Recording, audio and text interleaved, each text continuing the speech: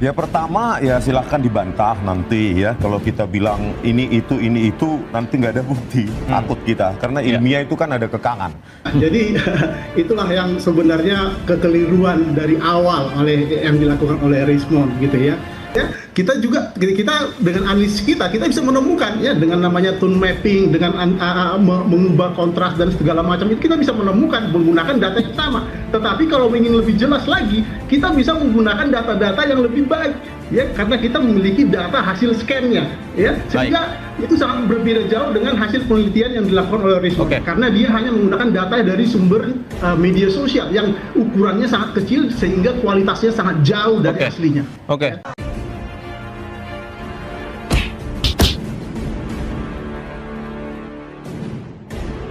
Assalamualaikum warahmatullahi wabarakatuh. Om Swastiastu, Namo Buddhaya, salam kebajikan. Sahabat-sahabat dimanapun juga berada, ini ada satu video yang sangat seru menurut saya, dan inilah momen yang sudah lama ditunggu ya. Begitupun juga orang yang ada di dalam video ini sudah mewanti-wanti ingin ketemu dengan Rismond Sianipar. Akhirnya hal tersebut kesampaian salah satu TV nasional memfasilitasi debat antara Rismond Sianipar dan ahli forensik digital, siapa lagi kalau bukan Joshua Sinambela. Dan ini momentum penting untuk menguji siapa sebenarnya yang benar-benar berbicara dengan landasan ilmiah, betul-betul siapa yang sangat ahli dalam dunia bidang forensik, dan siapa yang hanya sekedar bersandar pada narasi sensasional,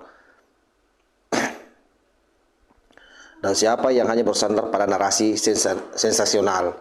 Pada forum itu segala tamen dan penghindaran Rismond runtuh seketika. Joshua dengan argumentasi yang sangat sistematis berbasis data valid dan logika akademik yang tajam berhasil menguliti habis-habisan buku yang sudah disusun oleh Rismond Sianipar CS.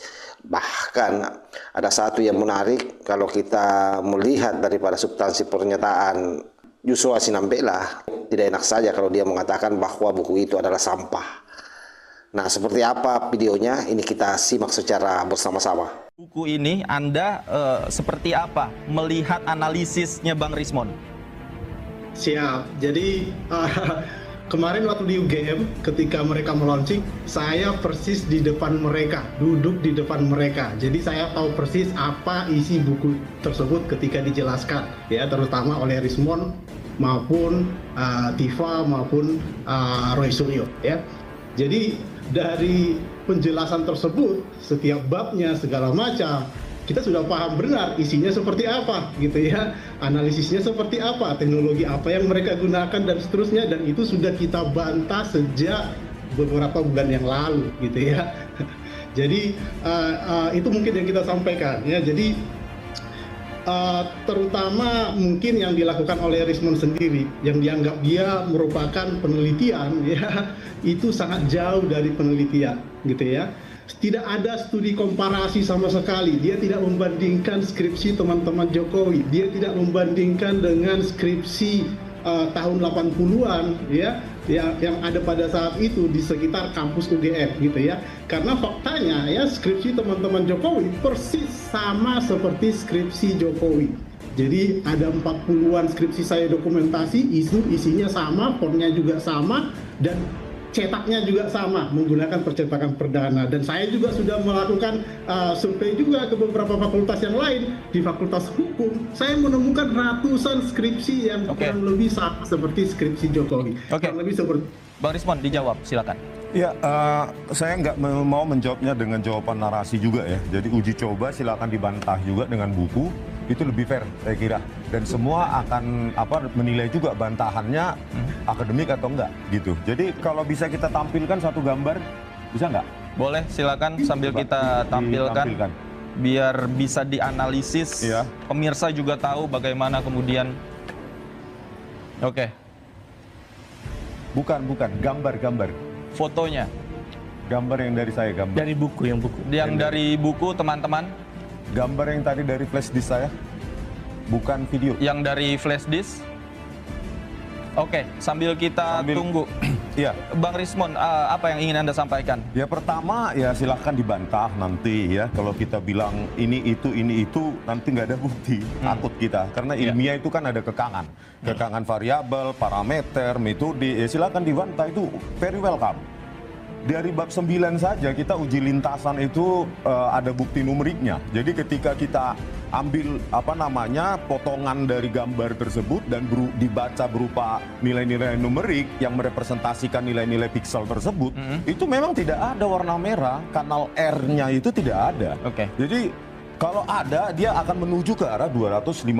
Kalau tidak ada maka sesuai dengan latarnya yaitu hitam ke arah 0. Itu juga sudah kita lakukan dengan 2 metode. Pertama metode numerik, yang kedua adalah metode visual dengan gradient analisis. Kalau yang tadi klaimnya Bang Joshua tidak ada komparasinya, skripsi yang lain tidak diteliti, tanggapan Anda? Begini Bang, jadi kita bukan dia mungkin punya akses. Kita kan tidak punya akses, sekali foto sudah 5 menit selesai gitu loh. Dan saya, karena begini, ada banyak manipulasi, ya kita duga manipulasi bahwa hal itu juga sengaja dilakukan supaya seragam dengan punya Joko Widodo. Karena apa? Indikasinya adalah tidak ada juga lembar pengesahan penguji pada skripsi-skripsi tersebut. Padahal sesuai aturan baku dan ketat di UGM, dan saya yakin di universitas lain, lembar pengesahan penguji itu adalah wajib dan mutlak ada di skripsi tersebut. Nah, jadi bukan kita lihat secara visual saja, kita juga lakukan uji overlay, kita analisa glib bentuk huruf, kita lakukan juga uji proportional spacing dan kerning yang membuktikan bahwa lembar pengesahan skripsi tersebut terbuat dengan digital Word document. Baik. Bang Joshua, tanggapan Anda? Iya. Jadi itulah yang sebenarnya kekeliruan dari awal yang dilakukan oleh Rismon gitu ya.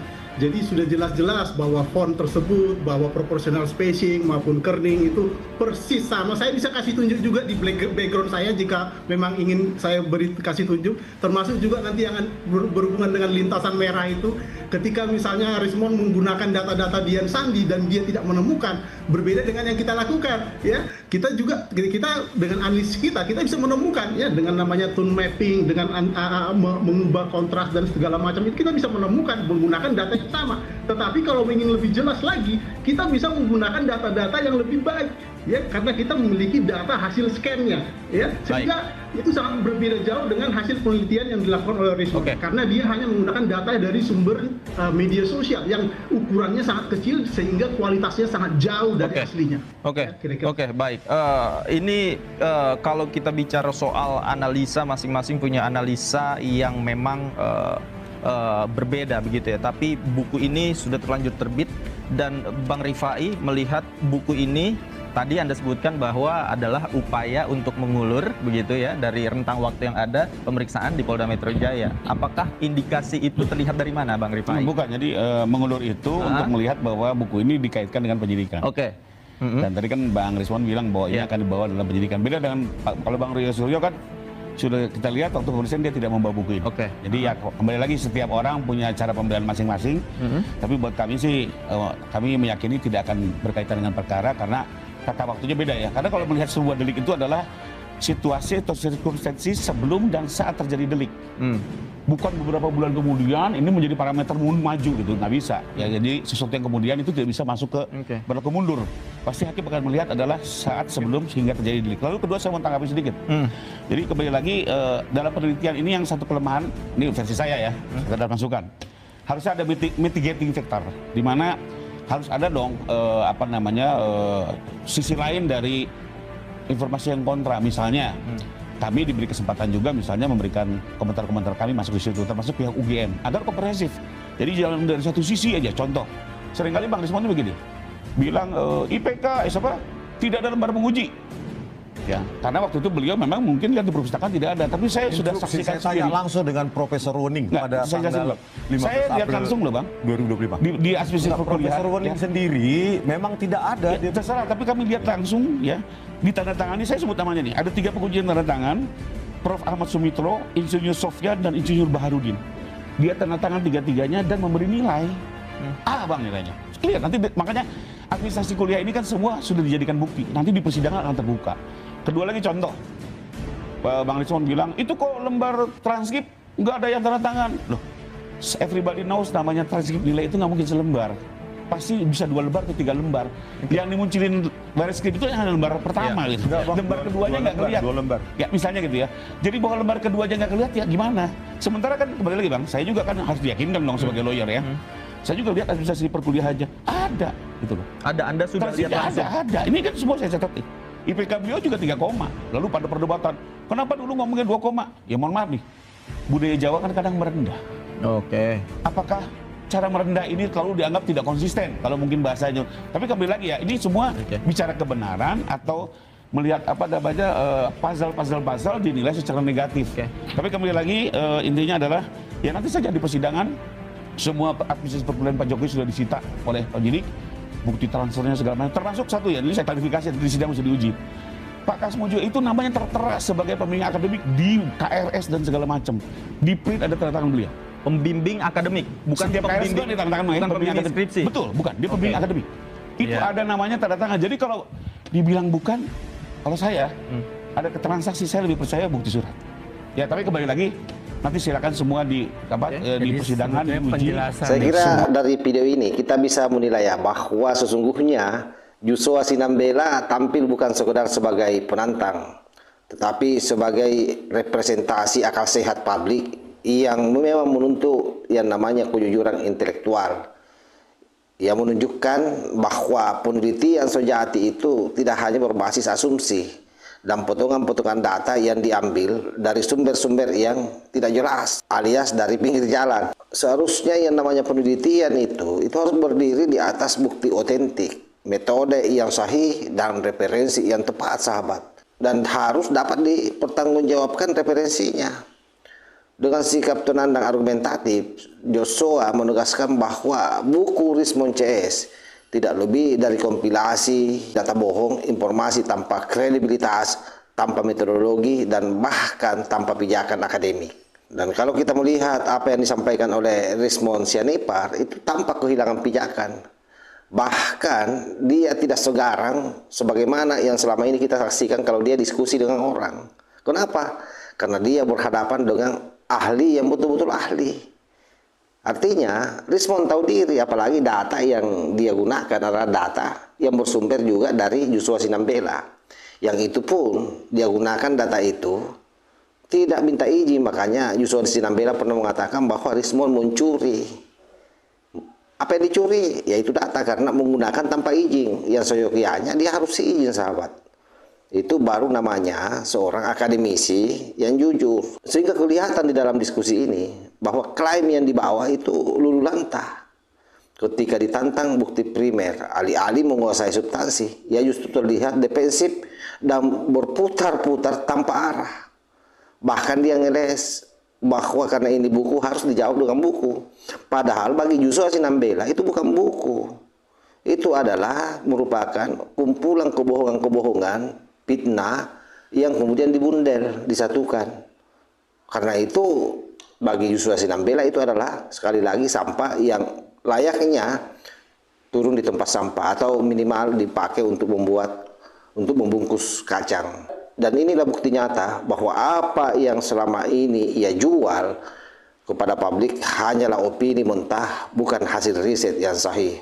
Oleh karena itu, debat yang terjadi tadi malam itu, saya kira itu adalah babak akhir dari petualangan Rismon Sianipar yang selama ini merasa paling hebat, yang merasa paling ahli, dan bisa merungkatkan ijazah Pak Jokowi. Belum lagi misalnya kalau kita melihat bagaimana pihak UGM juga sudah speak up, baik melalui pernyataan langsung oleh Ibu Rektor maupun melalui podcast UGM sendiri. Dan semua di sana dipaparkan bagaimana kesahihan data-data yang dimiliki oleh Pak Jokowi, sahabat. Dan itu terkonfirmasi dengan apa yang disampaikan oleh Joshua Sinambela. Karenanya bagi saya, entahlah bagi sahabat-sahabat yang lain, Joshua Sinambela dalam perspektif saya, sesungguhnya tadi malam itu benar-benar berhasil meletakkan standar intelektual yang jelas bahwa dalam diskursus serius hanya data valid dan metodologi yang sahih yang dapat diterima. Sementara kalau kita melihat Rismon Sianipar dengan bermodalkan bukunya yang dia puji-puji sendiri, ternyata runtuh di hadapan logika dan fakta. Dengan demikian bahwa legitimasi moral dan akademik berpihak kepada Joshua Sinambela. Dan Rismon justru semakin terpojok oleh produk intelektualnya sendiri yang terbukti rapuh dan sama sekali tak bernilai, sahabat. Wallahul muwaffiq ila aqwamit thariq. Wassalamualaikum warahmatullahi wabarakatuh.